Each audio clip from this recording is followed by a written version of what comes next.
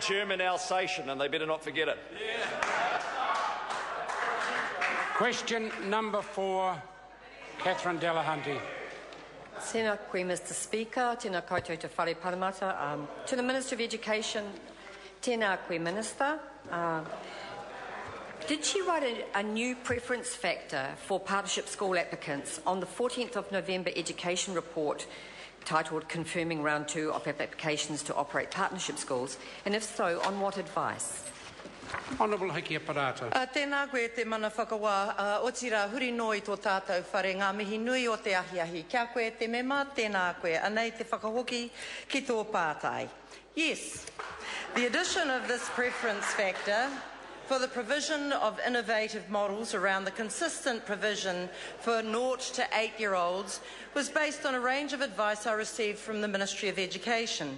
The point of partnership schools, kura haurua, is that they are innovative and provide parents with further choice. The first round resulted in the opening of mainly secondary schools. Learning from this, as we do, we indicated 6 preferences for the second round. This was just one of them.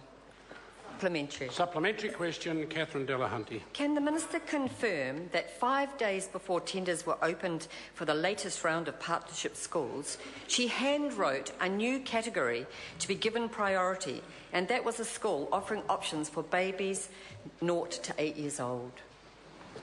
Honourable Hikia Parata. Mr Speaker, what I can confirm is that the paper I took to Cabinet in October identified the range of preferences I would be looking to operationalise in the second round. One of the policy options was to explore innovative proposals that provided for seamless transition between early childhood and primary school. I subsequently, when operationalising it, included that particular preference along with 5 others.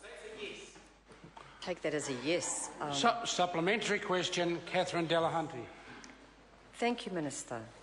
What official advice did she receive about bringing babies and preschoolers into charter schools before she announced that schools offering options for 0 to 8-year-olds would be given priority?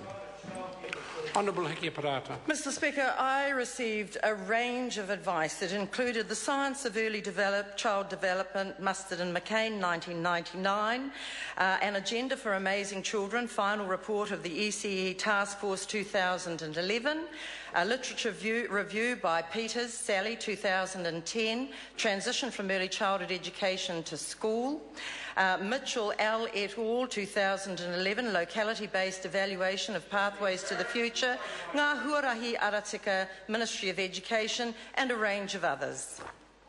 Mr Speaker. Point of order, Catherine Delahunty. I seek leave to table a written question answer I received today from the Minister's office stating that she did not receive any advice in the 8 weeks to November 14th regarding these. The matter's been described. Can I just clear before I put the leave? It's a written question that you've received but hasn't yet been published. On that basis, I'll put the leave. Leave is sought to table that particular written question, or the answer to a written question. Is there any objection? There is none. It can be tabled. Supplementary. Supplementary question, Catherine Delahunty. Why was she so keen on the radically new idea of partnership schools for 0 to 8-year-olds that she changed the criteria to include this days before tenders opened in the absence of any official advice at all, as my written question confirms? Honourable Hikia Parata. Mr Speaker, as I've already indicated in the recent supplementary, I have been provided with a whole range of advice. The member's written question is accurate. It doesn't preclude having had a whole range of advice in the past 3 to 10 years on what needs to happen on transition from early childhood to primary school. Why did I do that? Because we know that children who start behind too often stay behind, and we're interested in giving all New Zealand children the best educational start possible. Supplementary question, Catherine Delahunty. Will partnership schools be allowed to use the extra government money that babies and preschoolers attract, not on those children, but to run the rest of the school or boost the owner's profits? Honourable Hiki Parata. Mr Speaker, we haven't yet finalised the submissions for the second round, so whether there will be any in this category is yet to be determined. But certainly, and I'm happy to table for the member the actual requirements of the RFP, which makes it very clear how early childhood component funding is to be used were there to be a proposal made of that kind, and were it to be approved, and were it to be negotiated, and then were it to be established. Points of order. Point of order, Catherine Delahunty. I seek leave to table the ministry advice which says that Partnership Kura will receive the same grant as equivalent early childhood services. Order. The document... And sponsors can use it as they like. It's the Ministry of Education document. I'd just like the date of it, approximate age of the document, and then I'll put the leave. I think it's November 2013. November 2013, it's the Ministry of Education document. Is there any objection to that being tabled? There appears to be none. It can be tabled. Supplementary question, Chris Hipkins. Thank you, Mr Speaker. Why is the Minister happy to extend the reach of charter schools to cover babies, given the results from the first round of charter schools is already mixed, with at least one school plagued by drug use, bullying, use of gang signals, high staff turnover and high rates of student dropouts? Or is she satisfied that these lower levels of accountability for charter schools is just par for the course? Honourable Hiki Parata. Mr Speaker, one of the core purposes of partnership schools, kura haurua, is to cater to kids that have not been successful in the mainstream system. By and large, those are kids that are characterised by early exclusion, by the very problems that the member clearly takes pleasure in tabulating here. So these schools really are about trying to help those kids that the system has been failing. Unlike the member in the opposition who's happy to wring his hands about these problems and do nothing about them, this side of the House is prepared to, and that's why we're working with the most vulnerable in our system to give them a chance at educational success. Supplementary question, Tracy Martin. Kia ora.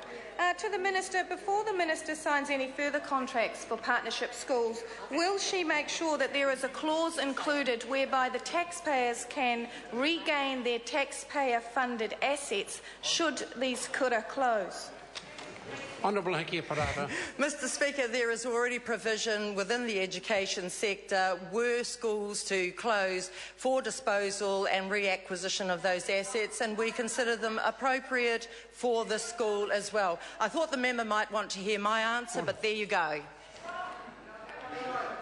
Supplementary question, Catherine Delahunty. Isn't it the truth that she's making policy up as she goes along, that there was no justification for a 0 to 8 partnership school other than allowing charter owners to use babies as a cash cow to fund the school? Mr Speaker, Honourable Hiki Parata. Isn't it more the truth that that member's not interested in how we ensure that every child in New Zealand gets the best opportunity to succeed?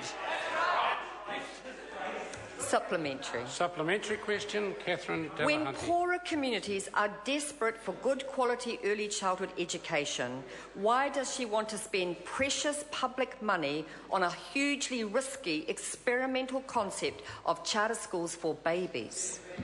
Mr Speaker, this government has increased funding for early childhood from just over $800 million to just under $1.6 billion in the last 5 years. That is almost double the amount of funding for early childhood, so for the member to suggest that this government is underfunding early childhood flies in the fact of evidence. Question number 5, Chris Ockenville. Thank you, Mr Speaker. My question is to the Minister of